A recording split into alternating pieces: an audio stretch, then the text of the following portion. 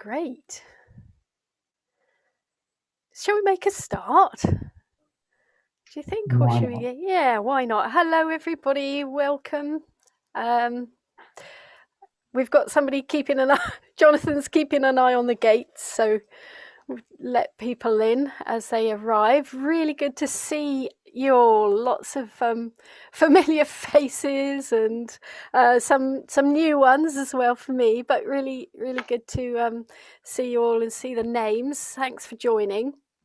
Got something in the way of my window. For you, those of you who don't know us all individually, obviously we've met some of you and a mixture of who we've all met or trained or been involved with. But I thought, first of all, just go round the PTFS room and do a couple of introductions, and I'll make a start. So I'm Janet McGowan. I'm Director of Operations at the company, do training and customer support as well. I'm going to just be beginning the session, but we've got a few things to show and hopefully to provoke some conversation and discussion, but we'll come on to that in a minute.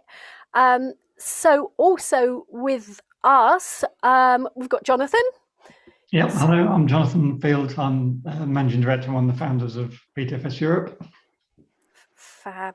And Fiona? Hi everyone, I'm Fiona Borthwick. I'm now Head of Sales and Account Management, but previously was Customer Relationship Manager and worked with Janet and doing all the implementation projects and so on. Smashing, lovely. And Lucy? Hi everyone. Hopefully you can hear me because my we can, Lucy. You're good. Yeah, you're good. That's good. So I'm Senior Customer Services Consultant with PTFS Europe. So running projects and working on the support desk. Fantastic, lovely. And I think we may have Martin popping in at some point just to sit in the background from a development point of view. I can't see him on the participants list yet, but I'm sure many of you know Martin Renvoys as well, our development lead. So he may be popping in. Generally speaking, so before we begin, a few house rules, I suppose. First of all, we are recording the session, so just to be aware of that, it will be recorded. And I suppose for everybody who's on Zoom, if we start off, stay muted, or if you're in a noisy room. But of course, we love interaction. It's sort of like the trainer's nightmare, isn't it? Sort of having a room of silence. So at we do want interaction. So please use the raise hand option if you can on your Zoom panel. So you can ask if you raise your hand, we'll notice that, and we can use that to extend the discussion or ask a question. And we've also got the chat as well within the Zoom. So if you prefer using chat or just want to make some mention of something, do use it, and we are monitoring it. So we will pick up any queries via that method as well.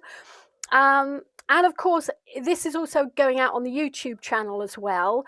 So for any of you watching in on YouTube, you can also use the chat. And again, we're keeping an eye on any chat that comes through. That also will sort of prompt any discussions. So please keep. Hopefully, we can have quite a nice discussion going through. We've been running these open sessions for about a year now. Every few months or so, we try and keep them relatively informal. Although we have prepared a few things to promote some conversation. We tend to pick on a topic of interest. We've had them on reports, notices. We've had them at beginning of lockdown to talk about methods of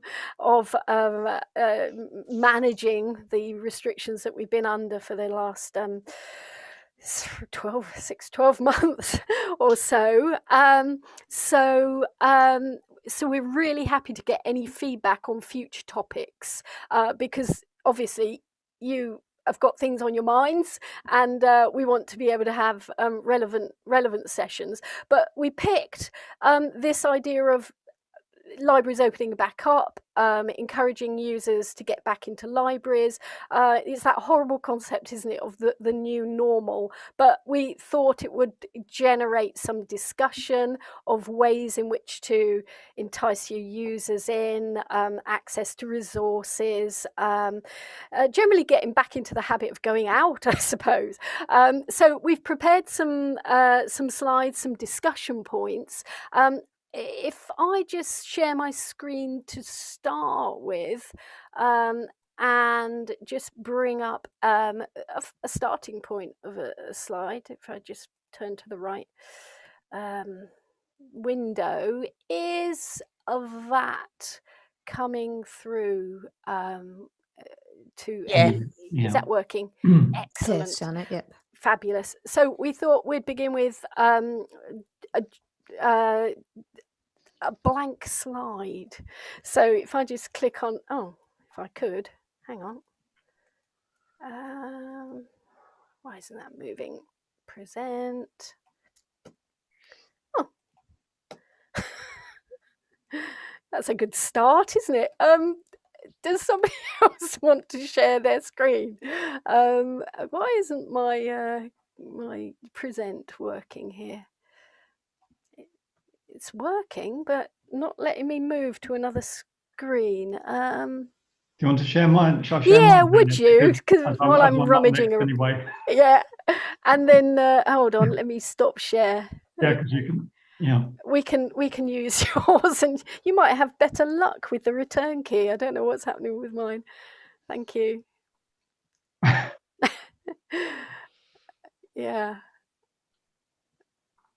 Yay. Hey, perfect, excellent. This is where I was trying to get to. So actually, what we thought we've been thinking about topics that might provoke some interest, and as I say, we've got some pulled together some slides to sort of start off some discussion. But always nice to have a bit of open space for reflection. So I'm sure you've increasingly been thinking about ideas to entice users back into the library. So we thought we'd just put up this blank slide just to sort of give you a sort of moment or two to think of any ideas and anything that you've been working on in order to draw people back into the library space. If you've been thinking of other ways to attract users in, ways of promoting material.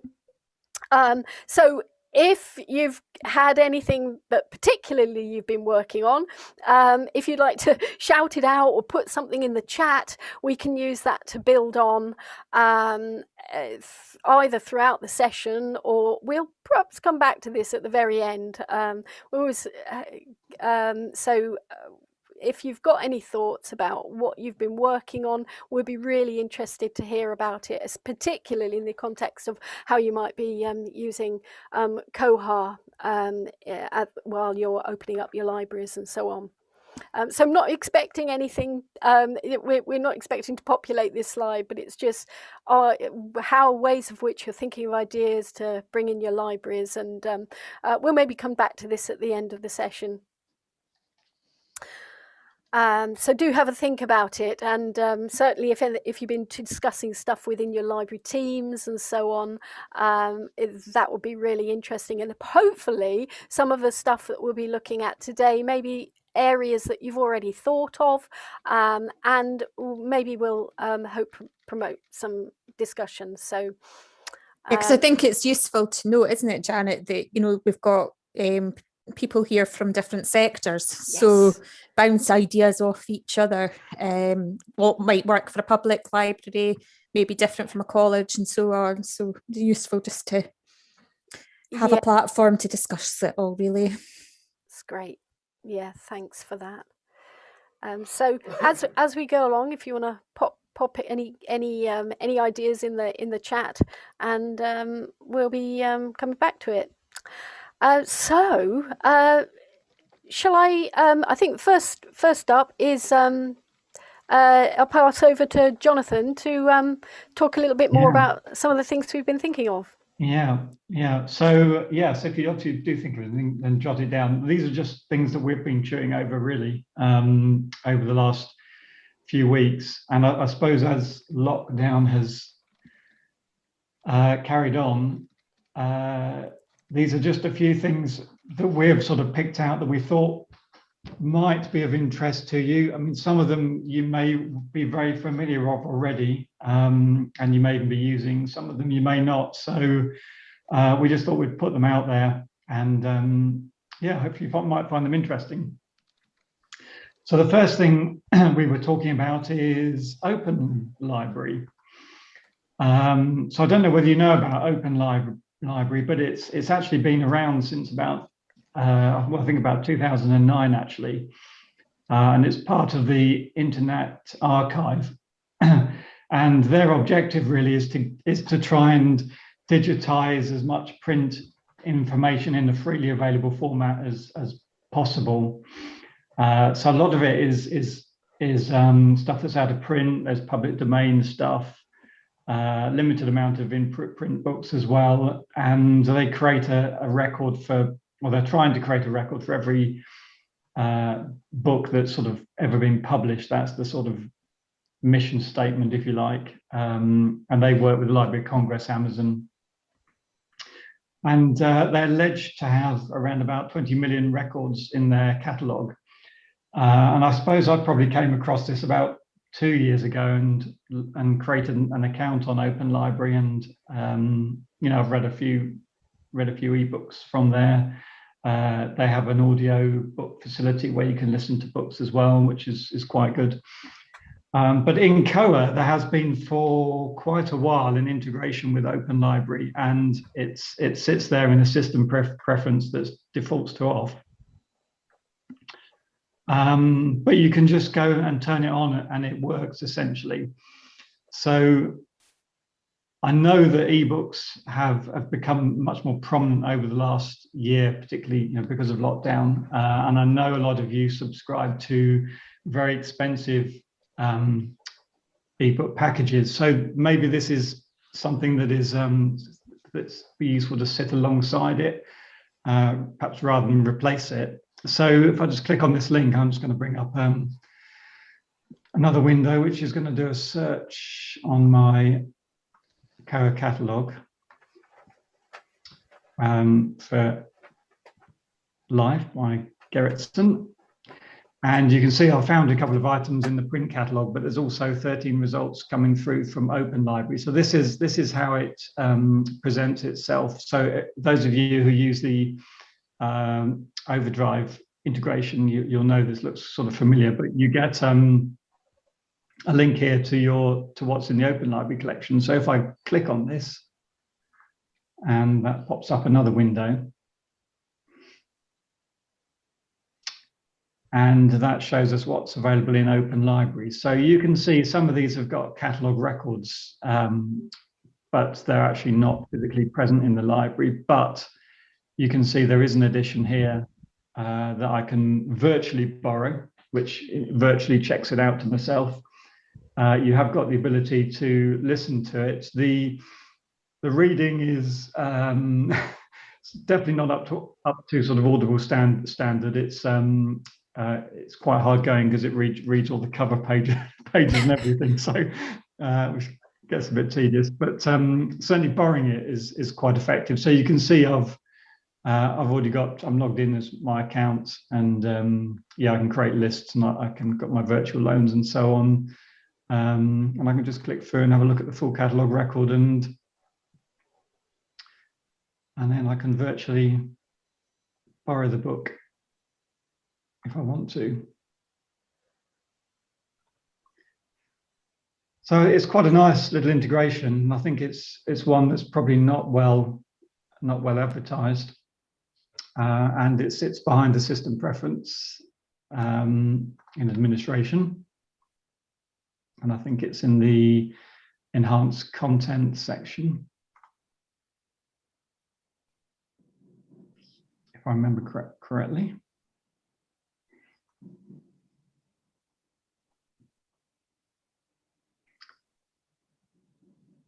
Right, where is it? Open Library. This is it here. It's the system preference called Open Library Search, and you can either show it or like I say, not show it. It's the default option in Koa.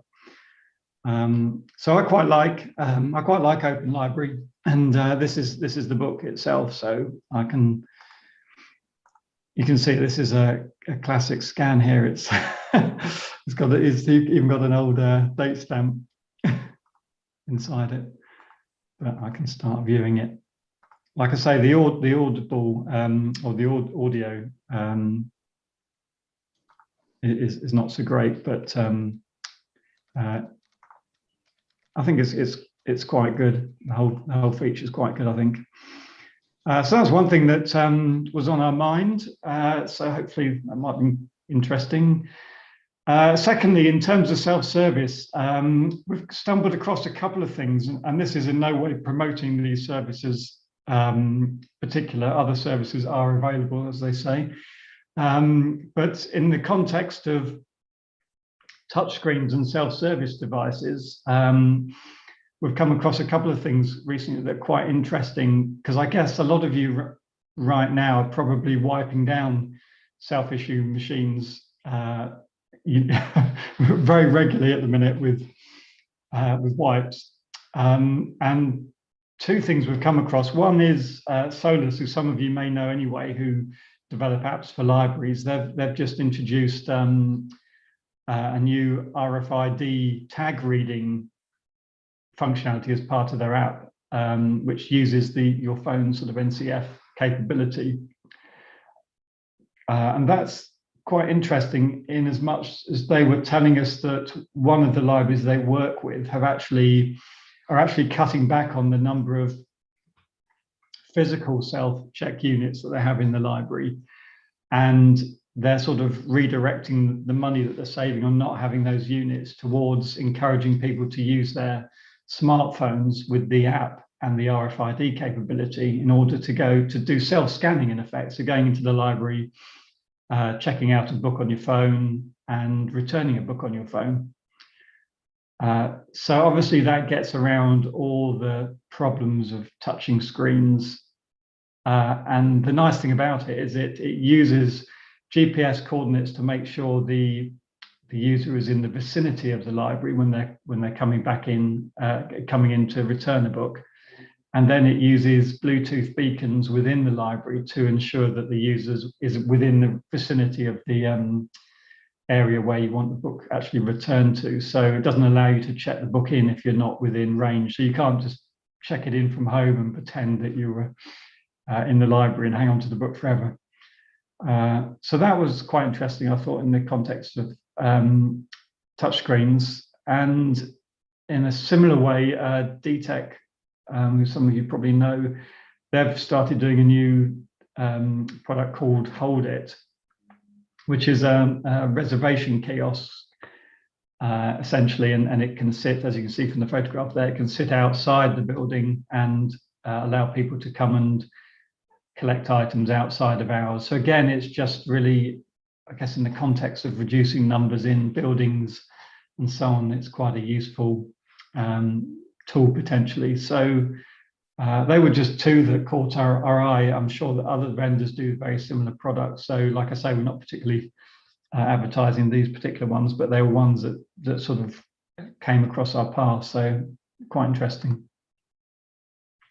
The other thing we've come across recently is a little tool called Padlet, and Plymouth Marjon, Kerry at Plymouth Marjon put this together, and I'll show you it in just a minute. But strangely enough, it's one of those things that once you see it, you start seeing it everywhere. And I was at a CILIP event a few weeks ago, and they were using Padlet, and then came across somebody else using it a few days ago. So it's described as a digital canvas,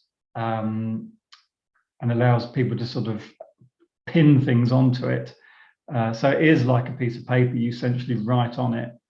And the nice thing about it, as with so many of these services, it starts with a free tier, and then if you want, further services, you pay for them. But I'll just show you the Plymouth Marjon because I think it's nice what they've done. So they've got it front and center of their catalogue, So obviously they've got their Twitter feed and videos and all the usual stuff. But it's just loading up. Sorry, the connection's a little bit slow here. There we go. So you can see they've got it front and center, and they've created a Padlet, so a board, and they've put a little descriptive pin on the pin board on the left. And then the nice thing is they have had some nice little comments from their library users. That people, I like the auto renewals. I'd like to thank the library staff. Thank you for posting stuff to me. And they're interactive, so you can like them, but you can also see there's little comments as well, so the library can interact back. And just a little note there with updated return dates. And yeah, glad you found this service useful. So like I say, Padlet has got different tiers of services, but I think this is just on the free tier, and I just think it's a nice little enhancement really to the online catalogue. And then the last thing I was just going to talk about that we've been talking about is again related back to ebooks, I guess, and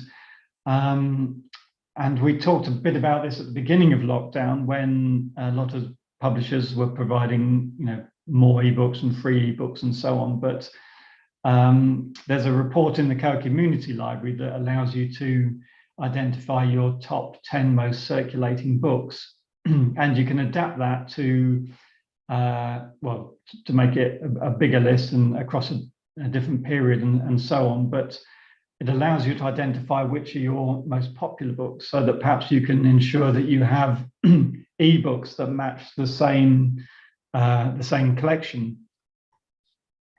So this is the report in the Koha Community Library. This is the top 10 circulating books, and again, sorry, it's a little bit slow. There we go. It's coming up now. So it's based on an interval of 6 months, and it's, like I said, it's just the top 10. But what we've done actually is, done it over a larger interval, 12 months, and based it on the top 100 books. And if I just go back to my reports, which is why I started.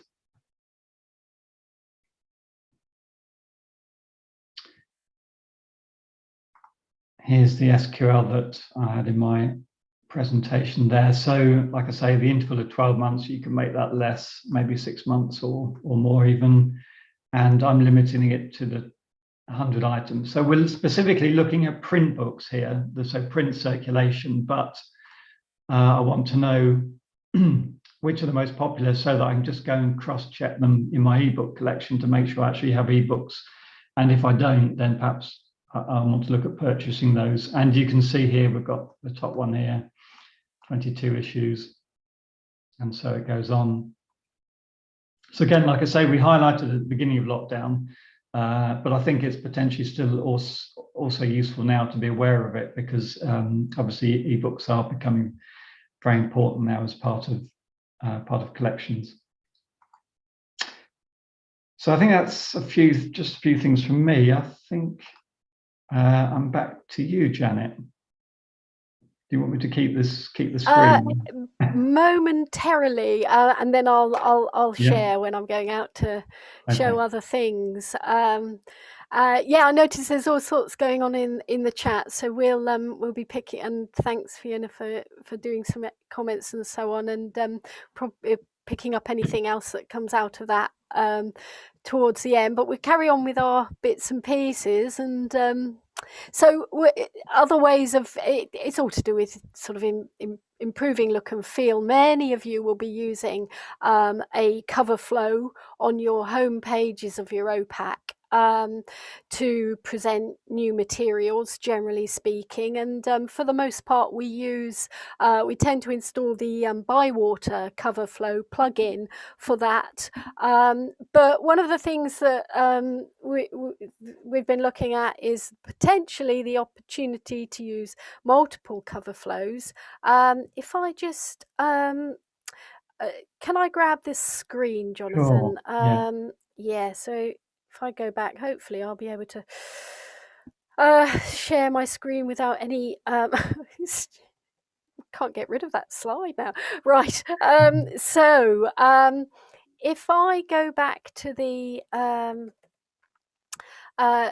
so multiple cover flows, essentially, if I just open up this option. So I'm using the demo site as again, and this is a sort of display that many of you will have on your OPACs, new materials. It's generally driven by a COHA public report, as we know, and it ties into a plugin to represent generally new material based on editions over the last 30 days, making sure there are ISBNs, so you get good book jackets. And of course, these are only, these can be valuable in particularly where you've got very rich ISBN usage. You haven't got a lot of grey literature, for example, so it works really well with good book jackets, essentially.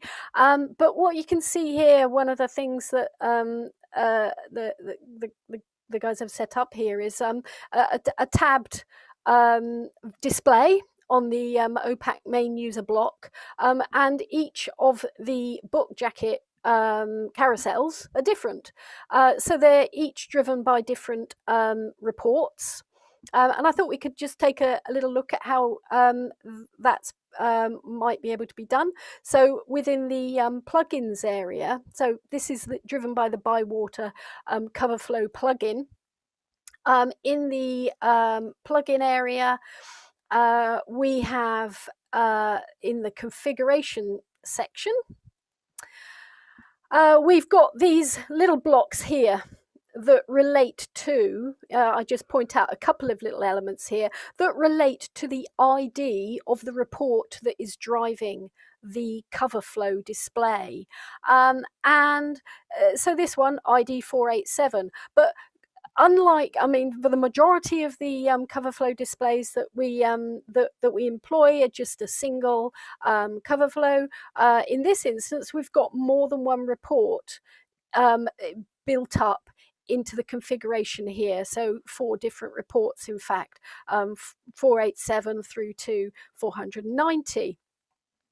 So if we go out to the reporting section, of course, they're driven by reports. I'll pick 487, for example, if we have a look for 487. And this is the NHS policy list report. Just to put it in context, that's our NHS policy display on the tab here. And the NHS policy list, if I just sort of view the SQL here, so we can see what it's doing, it's selecting a list display. So it's using virtual shelf contents, and it's looking at a COHA list where shelf number equals 7. So there is a list that is driving that cover flow content. If you use list to create your cover flow, so if you create public lists to create cover flow displays, so here's this NHS policy one, it means that you can control what jackets you're going to see. So obviously there's an overhead in terms of setting up the lists. Appreciate that, you know, that it has a time factor related to it, but where you're going to get presented with rich jacket data, then there's maybe some factors to weigh up whether it's worth spending the time on creating lists to really present topic related information that might be of use to people using the library. So this is this NHS policy one. That's one of 4 different lists that drive these 4 different cover flows. We saw there is a separate block for each. A report drives each of those blocks. So to actually present it on the OPAC, then the last piece in the puzzle. So we've got the cover flow plugin, we've got the list, we've got the report that drives that picks out the detail from that list. So the last bit is presenting it on your OPAC in some way. And with OPAC main user block, some of you will already have upgraded to the 2011 version. Some of you might be thinking about it and scheduling for that. But with 2011, we increasingly find elements that are on the COHA OPAC are transferred into the news area within COA, so tools and news. So in this system, again, in the tools and news, we can see these blocks that previously you'll recognize as being associated with system preferences, such as OPAC header here, OPAC main user block, OPAC credits. So all of those previously were system preferences. With 2011, they're now in the news section. And let's just have a look at the OPAC main user block, because this is going to show us how we create that tabbed display. So if I just preview the content, we can see that's our tab display with this mind boosting books and NHS policy and so on. So let's just go to the actions menu and just have a look at it. I won't use the text editor, I'll just go to the edit, and we'll use the little gadget to show the HTML here. And we can see here that what we're just doing is using some HTML to build up the 4 different tabs here in this list section. And each of those tabs points to a cover flow ID that is then referenced in your cover flow plugin configuration. So there's quite a bit of, toing and froing to get that set up, but visually it makes a really nice presentation. It means that you can theme your book jacket displays for materials. So we thought that might be a nice thing to share. So the other thing that I was going to share was, as Jonathan said before, other services are available. There are other jackets that jacket displays, and one of them is by the Inlibro company, and on the Scottish Poets Library's site they're using this plugin that they found, and it's a nice, just a different type of display. We can see the book jackets sort of go round in a sort of loop, so it's quite nice graphically, and it might be another one to that you may care to look into. So the next thing that I was just going to mention, well, we know about library news. I've just been in the tools news area. You always use it to, many libraries are using it especially throughout COVID, to make alerts on the library OPAC. You can see a little snippet here from the Royal Academy of Music mentioning about when the libraries are reopening, including links out to the catalogue, out to other services such as, click and collect type links. You can basically use markup to enrich that content in the news area. As we've seen, the library news is all gives you the option either to write your raw HTML or to use the WYSIWYG editor. So you've got some choices there. So just a reminder that library news is there.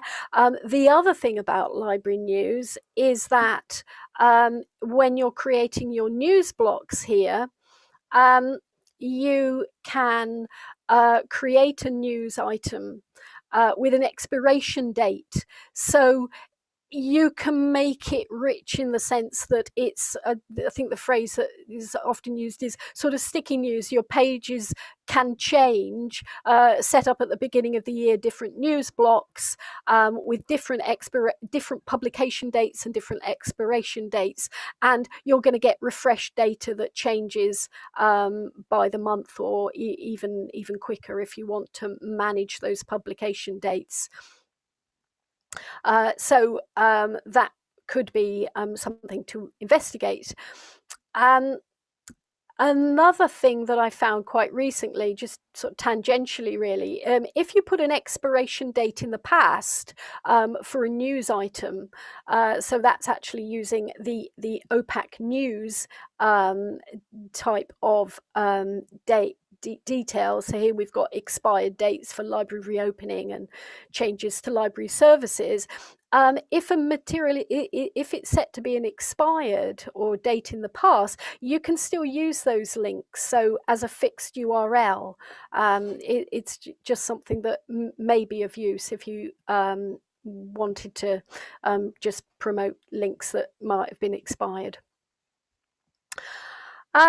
So the other thing that I was just going to draw attention to was the styling. So we know we can use OPAC user CSS to use CSS to mark up, to style up pages. And I've just put this little snippet, and I noticed that Nell is on the line. She'll on the call today.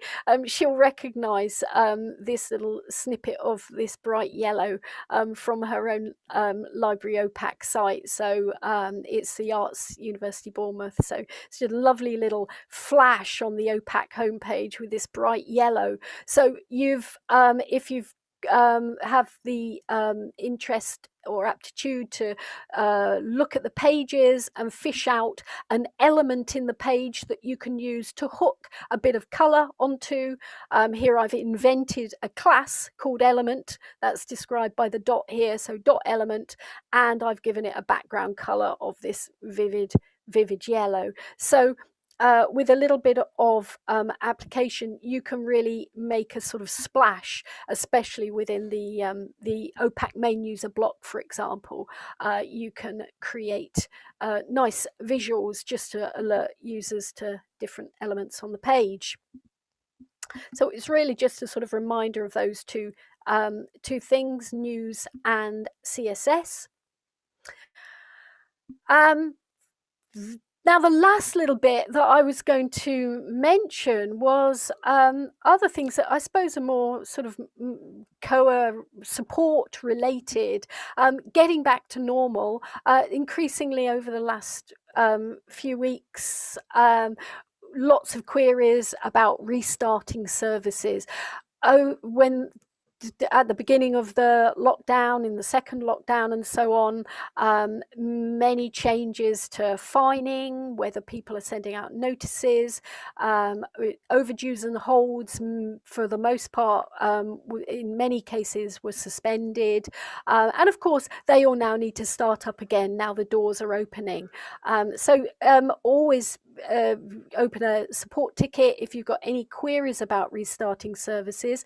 In particular, there are cron jobs that drive the overdues and fining that we may have suspended earlier on in the piece. So any queries about whether things are running or not, do open a support ticket for us to look into or restart some of those cron jobs. But I suppose the other thing about what people have been seeing over the last year is that it may be that you've made changes to accommodate things that have happened during COVID that have actually worked well, and you might want to retain. I'm thinking particularly of things like click and collect. We know that that's been quite popular. I mean, certainly it has for in normal non-library life. We've all been doing click and collect and finding those services really useful. So it may be that workflows and practices have changed as part of things that have been brought in due to COVID, click and collect. But also quarantining cart. It was somebody mentioned on the chat about the key thing is getting people to be confident to come into libraries, knowing that they're safe, and keeping any quarantining processes in place is going to be sort of one element that helps with confidence. I think also another thing that's come up is many libraries have stopped fines permanently. Maybe they were suspended as part of COVID, and it perhaps becomes increasingly difficult to reintroduce those fines, and reasoning behind that. So again, that's something that we can help with on support, just to make sure that the right things are the right configuration changes have been made in circ rules and so on. And another thing that you'll have been perhaps used to doing, for some versions, I think this came in with 1911, I'm sure my colleagues would stop me if I'm wrong, but there's a new batch edit due date tool in the tools section that will allow you as a library staff to be able to do batch editing of due dates. So right at the beginning of the pandemic, most of that we were having to manage through database edits to change due dates. But now there's a delivered tool that everybody can take advantage of. And that's another sort of serendipitous effect that's come out of what we've all been going through over the last year or so. So there's been some odd types of benefits. And I think so. My last, the last slide, and it looks like we've got some updates. Haven't you been good? Fantastic. We can't do anything. There's some great stuff coming through the chat. Yeah, the chat's brilliant. Yeah, I don't know whether we want to go back and discuss specifically, chat about some of this stuff. I was just thinking we ought to have had a Padlet board, didn't we? We should actually. We should have. We should have, yeah. Yeah. Shall I leave that screen on? And yeah.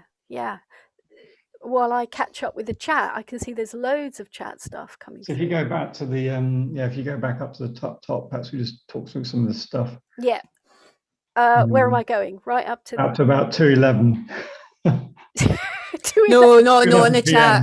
Oh, right, I'm with you. No, you leave the slides up. Okay, and we'll just talk about the chat. Yeah, I don't know if the people that put things in the chat want to discuss it. And so because we had some input from Public Library, from FEs, from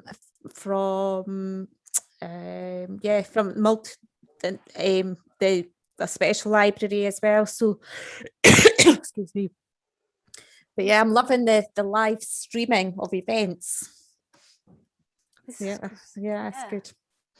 Yeah, so catch-up clubs is for learners who have lost learning this year. I suppose a lot of people have lost learning this year. Skill interventions for learners struggling with their courses.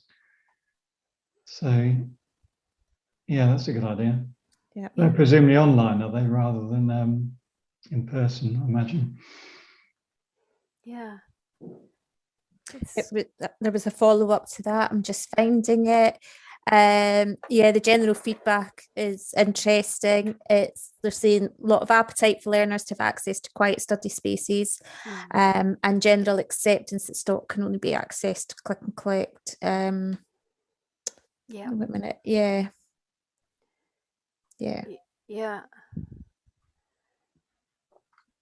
That's great. Yes, so I'm just catching up as well. So Andrew's got 2 track and trace reports for different timescales. It's really useful. So how are those track and traces recorded then? Are they just that's people that have been in the library, is it? Well, basically, if you come in and use any of the OPACs, any of the self-service kiosks, if you take any books out, if you return any books, they're all recorded on COA. The only thing that, and also our People's Network computers are actually linked in as well. So working with David and with Sally Healy, we've kind of like played around with it over lockdown. David's come up with one report, Sally's had to come up with a different report. They both sort of like capture different things, but you can actually adjust the time scales for whatever period you want to do. So if you want to do it every day, you can do. I've actually adjusted them just so that I can run the report once a week, and that works for us in Sefton. And it's the best that you're going to get, really. You're not going to be, it's never going to be perfect, but it's better than nothing. Yeah, absolutely. Yeah. Do you just run them as and when, Andrew, or is that a regular scheduled one that gets emailed to you? No, I run them once a week. So you just at the select the moment. date range when Yeah. you need it. Mhm. Yeah. That's good. Yeah, fascinating. Yeah. And there's quite a lot of discussion around appointment booking as well. Specifically, looking at asking users to, this is Lorna, looking to asking users to book appointments to visit. And so looking at how Code can support that by asking all users, e.g. by asking all users to register. So I know somebody referenced Martin referenced the room reservation plugin, which is not quite the same thing, is it? But whether anybody else has been doing anything in that area.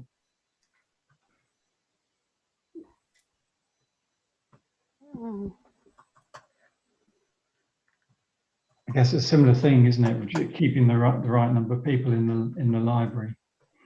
Absolutely. Yeah. Yeah.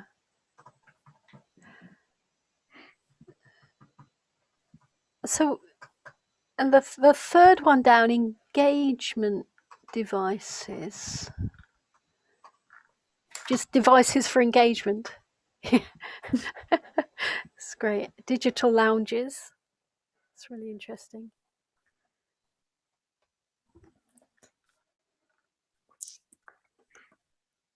So just go back to the. I know, and going back to sort of hardware type solutions, I know Interleaf Technology, who do Co in Ireland, their libraries are using what's described as a COVID counter. It's basically like a little camera that's you place somewhere above the door, and it counts people coming in and going out, and it ties in with an app, so you can actually record and have warnings if you have too many people in the building. I'm not sure it goes as far as bookings. I'm not very familiar, apart from what they've told me about it. But yeah, I'm not sure it handles actually bookings, but it does handle counting numbers of people, so volumes of people in. Yeah. I think it just stops them at the door, doesn't it? Red light, you cannot go. Yeah, I think they weren't originally designed for libraries. They were more designed for supermarkets, and yeah. but they're using quite a few in the context of libraries. So yeah, interesting. Yeah, that's great. Because a comment I made, and I think in the chat, was that it in a way it's determined by the scale of the library. So if the public libraries have got to try and get the public in and open their doors, then they're going to have more people to deal with, and possibly a sort of appointments-based system doesn't work in the same way as somebody on the door counting how many people are in. But with the smaller specialist libraries, obviously I think booking a slot with the library is quite a good idea. Yeah, I mean, there's obviously the online user registration, isn't there? But in the context of asking all users to register, so you could in effect pre-register, couldn't you? I guess. Yeah. Yeah, just have a link through the OPAC or something to some kinds of form. Yeah. I noticed a comment from George. He's actually looked at the hold it lockers. Yeah. So that's useful to know. Worth considering its extension to click and collect. Yeah. I know I've spoken to libraries before about using Amazon lockers for people to collect their reservations in the past. So this is just a new thing. Yeah.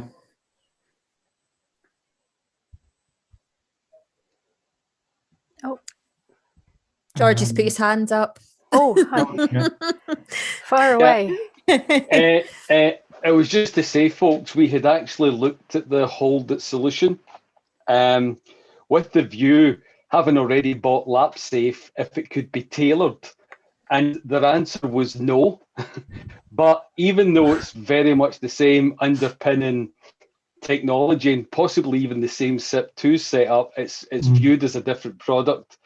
So I was really hoping that after buying LapSafe, and there may not be too much mileage in it now, if we could maybe tailor it, but it appears not. But certainly from what we've seen, if anybody's looking to further develop click and collect, I would say it's worth looking at this stage. Obviously, we don't know what's around the corner, but I think we're going to monitor click and collect for the next 6 months and then see how it pans out.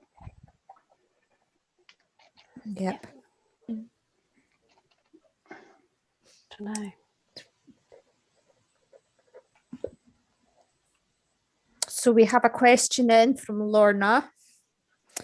Just asking if anyone has any recommendations on the best way to get users to identify the items that they want to consult. And they're currently using article request for their click and collect service.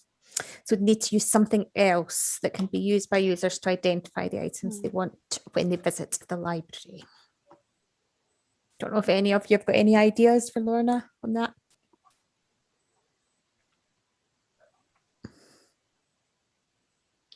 I wonder if you could just use the standard holds functionality.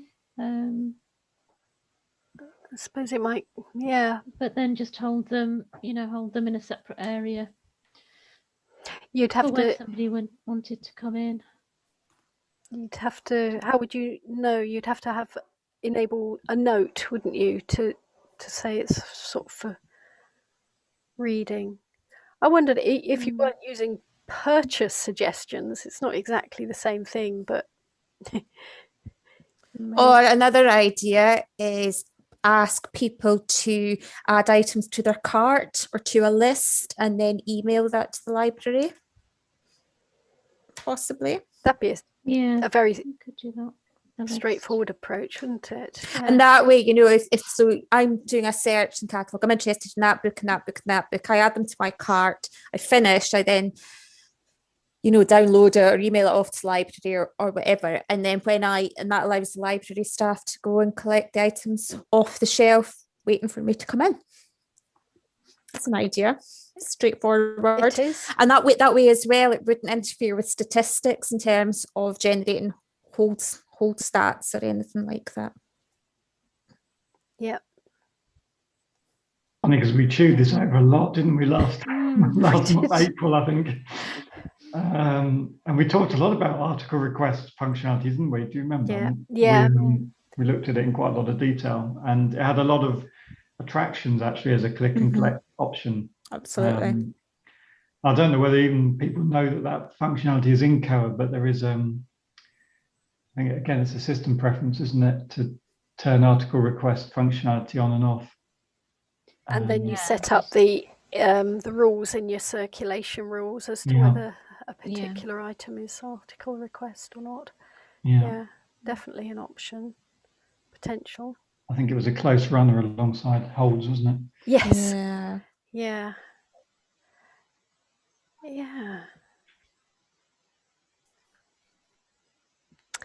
There's a lot of people producing online content, live streams, videos. Yeah, that sounds fascinating. The film, lots of recording of films and so on. Yeah, and going into this, putting them to the schools. Yeah, that's one of ours from Sefton. We got introduced to live streaming by some artists that we actually work with. Okay. And they normally come into the libraries and do events for us. And they're much more digitally savvy than we are. Because they couldn't come in and they still wanted to be paid. They do some of their events virtually and live. So they set it up and they used Crowdcast as a bit of software. But interestingly, we had the poet laureate in last Thursday. He was doing the live streaming event at Bootle Library, and he was using Crowdcast as well. And it just links into your Wi-Fi. It's really straightforward to use. I've not heard of Crowdcast before, so that's that's for broadcasting it within the library or outside of the library. That's to actually do the live streaming itself. Right, out. Yeah. Okay. Oh, I have to look into that. So that was quite good. But we've done a whole series of films throughout lockdown, mainly because I wanted to keep the staff busy. And they like creativity, so they've come up with all these whole series of films that they've done. Some of them quite funny. But the one for the summer reading challenge was a very practical one, because every year we send staff into every school in Sefton to attend the assemblies. We just couldn't do that this year. They wouldn't let us. So instead of that, we've just done a film that's going out to every school in Sefton instead, and that's going to be played at all the assemblies. So it's all about promoting your service. Brilliant. Really. That's Yeah. wonderful. Yeah. You must be about the only people who have made a film this in the last 12 months as well. Nominated for BAFTA. Don't ask me how we did it. Socially distanced, of course. That's brilliant. Yeah. And Kerry's put a comment on as well about Slights recording films to promote the library. She likes that idea. They're currently working on an interactive video for their libraries as well. It's great.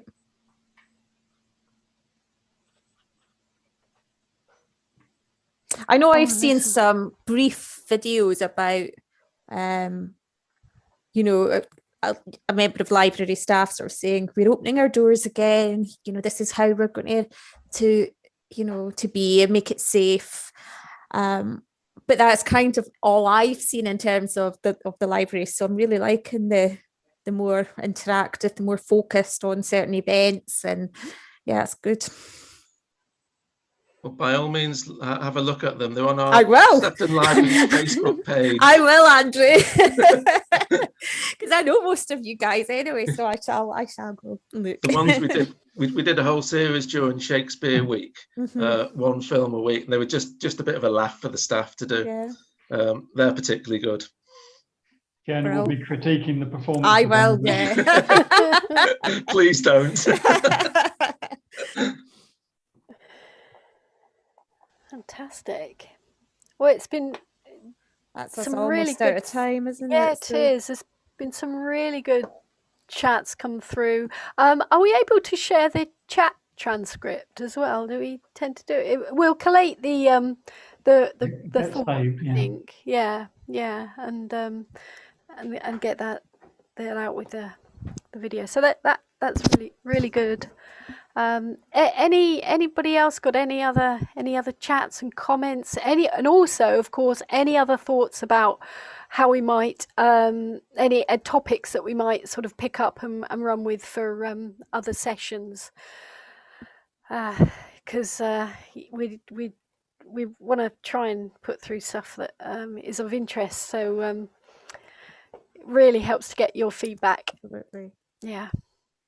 And also not just on these sessions, but also on our little What's on Our Minds that we do every couple of weeks as well. So if there's anything that you want us to cover, let us know.